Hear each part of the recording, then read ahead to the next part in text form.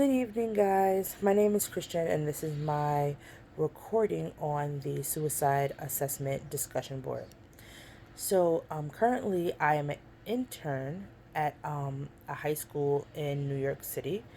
So, I have firsthand knowledge or firsthand access to some of the answers to these questions.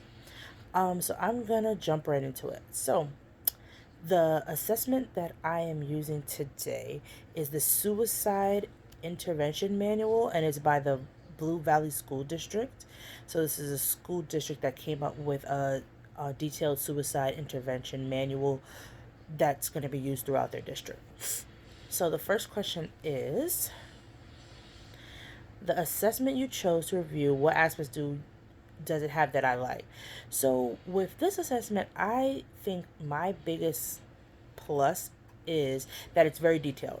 So essentially, this intervention manual kind of goes through all the steps that you would take if there was a student that was showing suicidal ideation or was at a risk. So it breaks it down from high risk to low risk and what steps would be next. And also, it goes into a lot of different topics that would factor into this suicidal ideation, like your lifestyle and your diet, what's going on at home, things like that nature. So I like that, especially because it's very detailed, and it's something that would help you identify what the risk factors are and how serious they are. Um, what would a typical crisis protocol be, and how would your assessment assist with this? So essentially, this is why I like this intervention.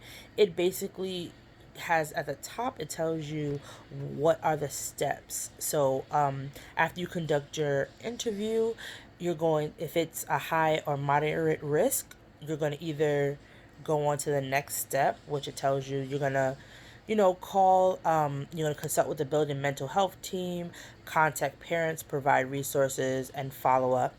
And it also tells you what not to do. So not to leave the student alone, and allow student to go to the go to the bathroom and things of that nature, because they may actually go along with their suicide attempt.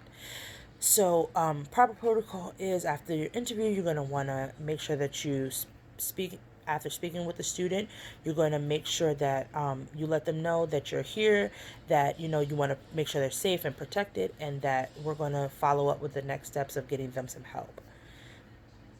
Okay, so what specific questions should you ask your students? Well, with your students, I think the biggest and most important question to ask students is if they have a plan.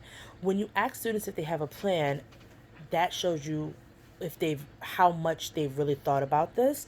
And having a plan and knowing what they want to do and where they want to do and the details of a plan is a very big indicator, in my opinion, to their ability to fulfill their suicidal ideation.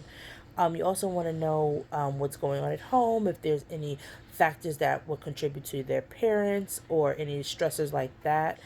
So I think those are very important questions.